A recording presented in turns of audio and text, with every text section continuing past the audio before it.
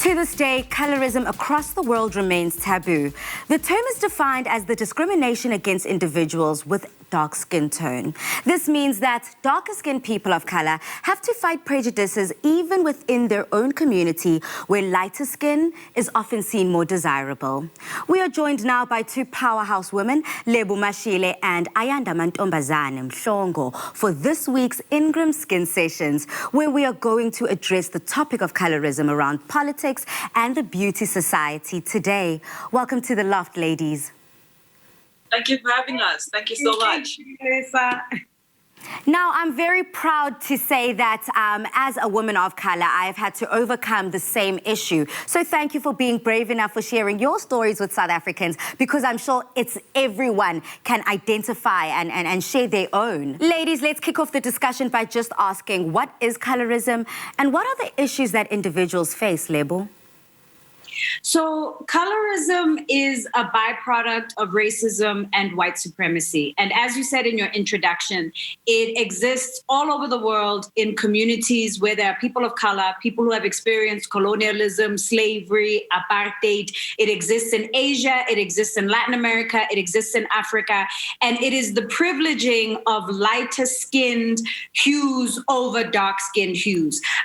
So in terms of beauty, you know, women with lighter skins within the Black community are perceived as being more beautiful than women with darker skins. And that translates into women with lighter skin having more visibility, having more access, having more of a voice in mainstream TV, media, film, getting the leading parts, being the beauty queens, being the pop stars at the expense of dark-skinned women and dark-skinned people. I mean, one of the things that lets us know that colorism is real is the existence of the multi-billion rand skin lightening industry, which again exists in Latin America, in Africa, in Asia, in the Americas, where, you know, people have experienced white supremacy and have been told aggressively for a very, very long time that dark skin is bad. You know, it's a painful reality, but it's wonderful, I think, that we're in a place as Black people in particular that we can talk about it. And it's wonderful that we're in a space right now, I think, with social media, where content creators are using the opportunity, using their creativity to fight back against colorism and create new norms that are more inclusive and that affirm people of color as a whole. I find this moment very exciting. Very exciting indeed. And this is the conversation that needs to be happening right now. I mean, Ayanda, what do you feel? Yeah, I definitely agree. It's so violent. It's so unfair. It's such a huge misconception, and it's something that needs to be fixed. And like Lebo had touched on just now, it is so great that we have dark-skinned women that look just like me, who are finally accepting their skin, but also understanding that all shades, all hues are beautiful. And so we need to constantly fight the myths, fight the misconceptions, because like Lebo said, it's actually very violent to wake up every day as a black-skinned woman rather, or a dark-skinned woman, and feel like you're just not as pretty. You're pretty, but not as pretty. You can work hard and you can be on TV, but you can't get the main role. You know, you can be on magazines, but you just can't be on the cover because it just won't sell. And so we just constantly need to fight these misconceptions and make sure that everybody knows from the time they're born, doesn't matter how dark you are still as beautiful. Now, Ayanda, dark skin, acne, pigmentations are just some of the issues South African women have to deal with on a daily basis. How have you had to deal with negative opinions about how you look, and how have you countered these? I think something that's really cool about me is that I'm actually quite rebellious. I've always been the rebellious one at home and in my family. And so really, misconceptions about me don't necessarily affect me. And because of the way I look and the way I sound, it's also helped me fight a lot of myths or misconceptions about women that look just like me. I've had acne for the longest of time. And honestly, with me, I always have a motto: I give you, and you actually get what I give you. And so if you don't like this version of me, your loss. Your loss indeed. I couldn't have said it better myself. I mean, loudly and proudly. And you know, Lebo, I want to continue a conversation that you touched on in the beginning of our talk, where Hollywood has acknowledged its problem with race. It has made some steps towards rectifying it, I understand, but in all honesty, it's still a very long way to go. So how do you see the effect of colorism in entertainment, business, and in society at large, in both South Africa and the global context? Woo, Palisa, that is a massive question. I mean, I remember hearing 10 years ago about a major production house, one of the biggest production houses in South Africa, that said overtly, we will not cast a lead actress or hire a presenter unless she is light-skinned with long hair and 100,000 followers. That immediately sends such a perverse, toxic, cruel message, not just to women in the entertainment industry who are trying to make a living, but also to everybody who consumes this media, you know, to every child who's sitting and watching who doesn't see herself, to every woman who wakes up who's told that she's not beautiful because she's of a darker skin. And I mean, so mainstream media is one of the big tools that is used to inculcate colorism, but also culture. I mean, we've got songs like Twang, Twang, Twang, Lebo, Mwana utwana lile kalati. I mean, kalati, which is not to say that colored women are not beautiful or that light-skinned women are not beautiful, but to equate beauty with being colored, it sends a very warped message.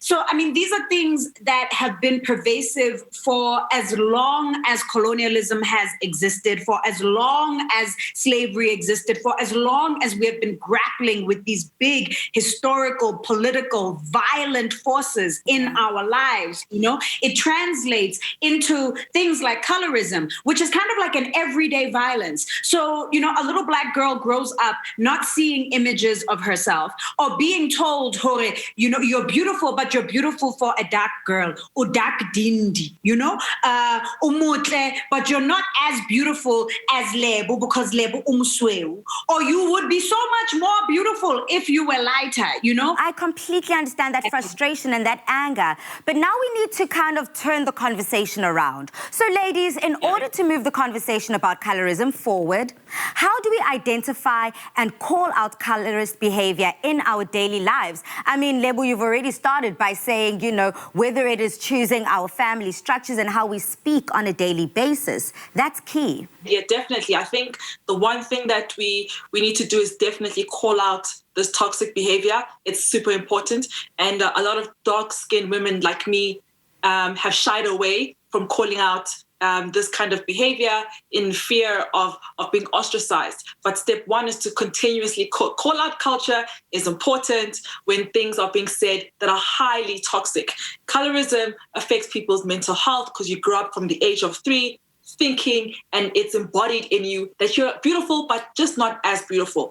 Number 3, it's the fact that you can actually own your own platforms. I think the most incredible thing about social media right now is that we actually own our own platforms. If you go to my Instagram page, I am a dark-skinned woman and my bedroom is orange and I pose behind a red background and I wear super colorful clothes and I've got super colorful lipstick. And so that's how we push the agenda forward. That it doesn't matter how dark you are, Black will always be beautiful. And so once we start creating that narrative and also forcing, because once you create that narrative, you force people to actually start realizing that, whoa, if we have 1 million South Africans on social media speaking about how being super dark is as beautiful as being super light, it then starts changing. And then you look at a billboard and you see someone that looks like me, and you go on television and the person looks like me. But not only media and entertainment, but then you look at, you know, a cover of a super elite magazine and it's a young female that is as dark-skinned as me. And it's just like, yeah, I could totally be there in the next couple of years. And that's the energy, and that's really how we do it. Exactly. That's the energy I'm talking about, Ayandamantombazane. In fact, it even is said in your name, Ayandamantombazane, and I hope that nobuhle babo buyanda, indeed. Buyanda. Now, ladies, 100%. Ladies, finally, in closing, just to put the very cherry on top, a one-liner. What are possible solutions to put an end to colorism? It's a tough one. Representation, representation, representation. I think the fact that we have content creators, as Ayanda said, who are so beautifully transgressing all of these borders that have been imposed on us around beauty. The fact that you've got body positive models, you've got dark-skinned models, dark-skinned beauty icons, disabled models, queer models. Like, we are in a moment where our ideas about beauty, the ideas that have been force-fed to us that we have inherited, are being exploded and turned on their heads. So, be a part of that explosion with your Facebook page, with your Twitter page, with your Instagram page, and also with where you spend your money. Support the work created by dark-skinned creative women and dark-skinned content creators. So when we see ourselves through our own eyes, it immediately resonates. Yeah. It comes with depth and a truth and honesty, a lived experience that the person who is viewing has no choice but to feel, Yeah. So make your content, put it out there, and use this moment to shift what's happening in the mainstream. Absolutely. Ayanda, and yourself, your final thoughts. Ooh, Lebo just took the words out of my mouth. Keep creating. Representation is important. And the last thing, when people try to always silence you by saying you're dark and not necessarily beautiful, that's exactly when you scream and shout even louder. I am so loud, no one can stop me. And that really is the power that we carry within ourselves. Absolutely. Now, ladies, I'm going to need you to get a little bit more louder for the people in the back, because South Africa is shaking right now, because you are truly powerhouses with an important message. We appreciate you joining Afternoon Express and joining in this incredible campaign with Ingram's. Cheers. Bye. Thank you. Thank you for having us. Thanks so much. Thank you. Thanks to Ingram's for this inspiring campaign, encouraging us to speak more openly about these relevant issues in our society. We're joining them in telling South Africans that they only have one skin, so remember to nourish it and wear it bravely. Make sure to join the conversation by sharing with us the biggest lesson you've learned from dealing with or overcoming your skin, your brave story on our Facebook post with the hashtag Ingrams and hashtag Your Skin, Your Brave. And you can stand a chance to win a 10,000 Rand cash prize and the opportunity for your story to be featured on the show. You only have one skin. Nourish it and wear it bravely.